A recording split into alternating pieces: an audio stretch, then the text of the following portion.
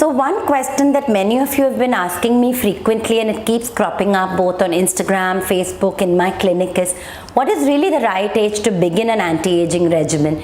Is it early 20s? Is it late 30s? Do I wait till I'm 40? And it's a tricky, complicated question. I'm going to try and decode it a little bit for all of us today.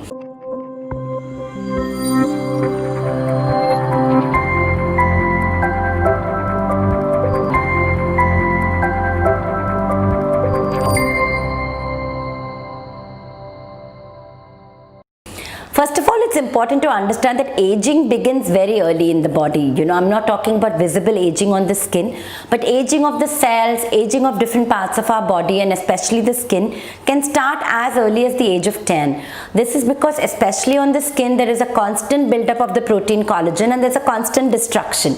And usually when we are younger, the buildup is much quicker than the destruction, so the skin tends to stay young. Also, there is a substance called squalene, which is secreted by our oil glands or the sebaceous glands. Squalene is something that starts depleting on the skin from the age of 20 onwards. Squalene not only helps to preserve youthfulness, it actually protects us against pollution, against dust, against other factors that can accelerate aging as well. So what is the right age to begin anti-aging treatments? I think there are two ways to approach this. One is that you can look at the age of late 20s or early 30s, saying that I've already spent about 29-30 years on earth, my skin has undergone this damage, and let me start using a preventive anti-aging product now. That is the simplest way that most people do it, because it takes away the observational need. The second is to try and understand that if you're really observant and cognizant of your body and your skin, you can recognize the early signs of aging. In India and on Indian skin, there are three early signs of aging. One is enlargement of the pores. You'll find that even though you don't have oily skin, you don't have acne on your face, suddenly your pores start looking larger. This happened to me when I was about 32-33. I was sitting with my daughter and one day she said, "Mom, your face is looking a little bit like an idli," because my pores were getting more prominent. I realized that aging had started on my skin. The second is subtle pigmentation. Suddenly you find that your freckles are getting larger. You've got a mole which is suddenly looking a little bit darker, and that also means that is the reason why we're starting to age a little earlier, because on Indian skin, pigmentation is one of the signs of aging. And the third is to look at three areas of our skin, which is back of our hands, around the mouth, and around the eyes. These are the areas which give away aging really fast, along with the neck area. And if you find that these areas are tending to look a little bit older than the rest of your skin, you know that early aging has started.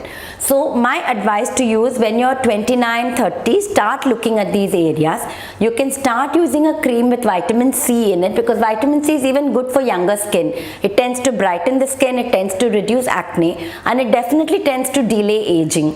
The second thing you can do is go to a doctor, get yourself tested at the age of 30, find out from him or her what is the right thing for you to start at this age.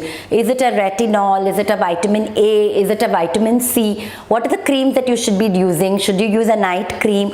Do you use a serum under the eye at this age? All these can be sorted for you by your dermatologist. But if you're really lazy and you don't want to go to anybody, just do two simple things. Ensure that you use your sunscreen more diligently when you're in your late 20s. Ensure that you add a moisturizer to your routine during the daytime, even if it's a very lightweight one. And start an anti-aging serum. It doesn't matter which brand you start. Most of them in the market will contain an anti-aging ingredient. At least start with these three things in your late 20s and early 30s, along with a healthy diet with more antioxidants in it, reducing sugar in your diet, and do make that appointment with your dermatologist. Keep watching this space for more information of this nature, and follow me as Dr. Aparna S, both on Instagram and Facebook.